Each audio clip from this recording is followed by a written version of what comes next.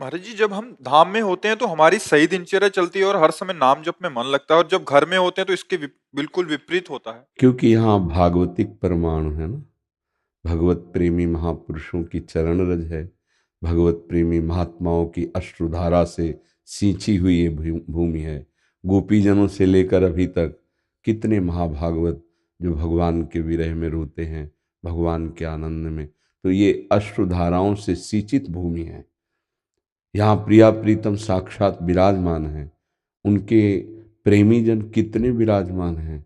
कितनी जगह भगवान के श्री विग्रह विराजमान, कितनी जगह श्रीमद् भागवत चर्चा होती रहती है, कितनी जगह नाम कीर्तन अखंड चलता रहता है। तो भगवान के धाम की बराबरी तो कोई हो ही नहीं सकती। गांव घर की बात क्या, बैकुंठ भी नहीं है। रज की तुल बैकुंठ नहीं और लोक की माई। वृंदावन की रज की तुल बैकुंठ नहीं, क्योंकि इस रज में प्रेमी जनों के अश्रु प्रियालाल के चरण चिन्ह, प्रियालाल खेल रहे हैं यहाँ। तो यहाँ तो भजन स्वाभाविक बनेगा। यहाँ फिरे स्वार्थ आपने, तो भजन गए फिरे बाह। यहाँ भजन स्वयं पकड़ लेता है। और बाहर और देश के बसत ही घटत भजन की बात, जो आप कह रहे हैं कि घर में तो वैसी दिनचर्या नहीं चलती जैसी यहाँ। और देश के बसत ही घटत भजन की बात, वृंदावन में स्वार्थो उलट भजन हो जात। अब यहाँ आप जा रहे हैं सब्जी लेने, रास्ते में कितने श्री विग्रह पड़ेंगे, बाजार में कितने वैष्णव जनों के दर्शन होंगे। और धाम है तो यहाँ स्वार्थ में घूम रहा है, उसका भजन बन रहा है। और देश के बसत ही अधिक भजन जो होए, ये समतो पूजत नहीं, वृंदावन रहे सोए। जो वृंदावन में केवल प्रभु का आश्रय लेकर पड़ा है, उसकी भजन की समानता कोई बाहरी बड़ा भजनानंदी नहीं कर सकता। क्योंकि वो धाम में प्रभु के आश्रित होकर जितना नाम जप रहा, अनंत गुना फल देने वाला है। तो ये तो महिमा ही है धाम वास की। पर हम निराश ना हो। धाम के वास से जो लाभ मिलता है, वही लाभ आश्रय वाले को मिलता है। अगर हम धाम का आश्रय ले लें और वृंदावन की रज रानी गिरिराज जी की परिक्रमा से रज ले जाएं और अपने शरीर में रोज थोड़ा कण रज का लगाएं और वृंदावन गिरिराज जी की परिक्रमा करें मन से, मन से रोज परिक्रमा करें और वृंदावन का चिंतन करें। अभी राधा दामोदर दर्शन करने जा रहे हैं, अब सेवा कुंज जा रहे हैं, अब जा रहे हैं राधा वल्लभ, बांके बिहारी, ऐसे ऐसे दर्शन। अब यमुना जी जा रहे हैं, प्रणाम किया, आचमन किया। ये सब चिंतन में हो रहा है। तो वृंदावन को चिंतवन यह दीप उर बारी, कोटि जन्म के अघ तमह काट करे उजियारी। करोड़ों जन्मों के पापों का नाश करके हृदय में प्रेम प्रकाश कर देता है वृंदावन का चिंतन। तो वास नहीं हो रहा तो चिंतन करो। अच्छा, धाम की महिमा तो अखंड है ही, अनिर्वचनीय है ही। पर यहां भी तो प्रभु बैठे हैं। अगर यहां प्रभु बैठे हैं तो यहां भी तो प्रभु बैठे हैं। अच्छा, जहां भी हो वहां प्रभु हैं। कहो सो कहां जहां प्रभु नहीं। क्योंकि भगवान यदि कण कण में है तो जहां वो है ना।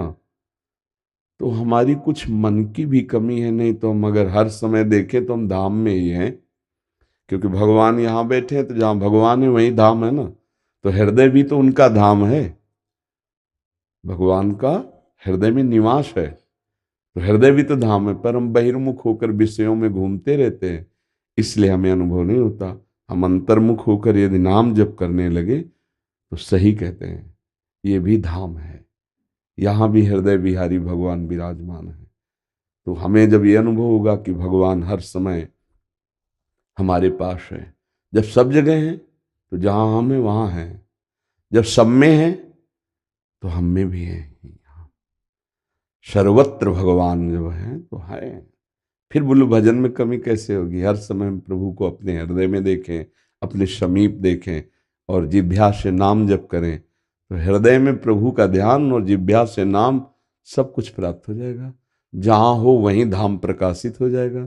धाम कोई जड़ देश थोड़ी है, चैतन्य घन है, चिदानंदमय है। हजारों लाखों कोस दूर से धाम का अगर आश्रय और चिंतन है तो वहीं धाम प्रकाशित हो जाएगा। नाम जैसे चिदानंद, रूप चिदानंद, लीला चिदानंद, तैसे धाम चिदानंद है। समझ में आ रहा है आपको? खूब नाम जप करो, आहार शुद्ध रखो, आचरण शुद्ध रखो।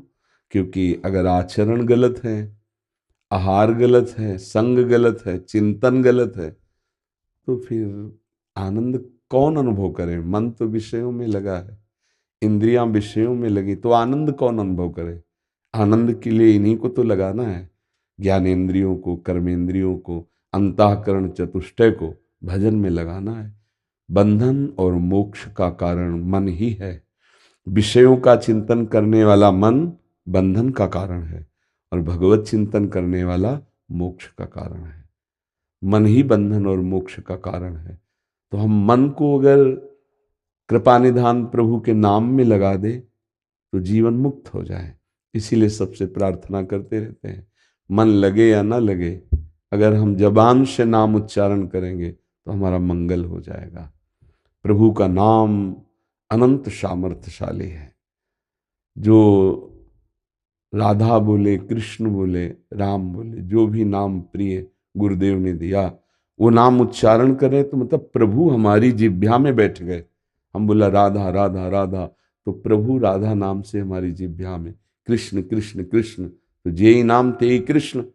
मानो कृष्ण ही कृष्ण नाम के रूप में स्फुरित हो रहे।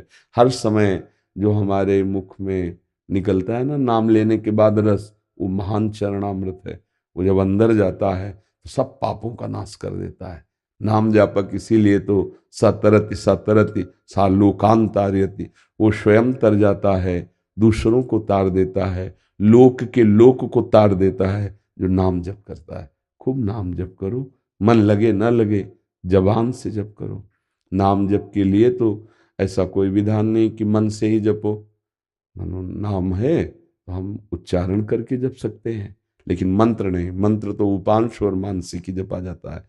जो नाम है उसका उच्चारण करके जप किया जा सकता है, जैसे राधा राधा राधा राधा राधा राधा, पर मंत्र नहीं। मंत्र अंदर ही अंदर जपा जाता है। ठीक है, अंतर तो रहेगा ही, क्योंकि यहाँ का भागवतिक वातावरण और गांव का प्रापंचिक वातावरण, तो अंतर रहेगा। पर यही अंतर मिटा दे तो फिर महात्मा, इसी अंतर को मिटा दे तो महात्मा है। अंतर तो प्रगट में है, बकाया भाव देश में तो अंतर नहीं है। हमारे उर वृंदावन और यहाँ और, पर यहाँ का परिचय नहीं मिला ना। अभी बाहर चिंतन है, बाहर वृत्ति है, पर नाम जप करते रहो। ठीक है जी।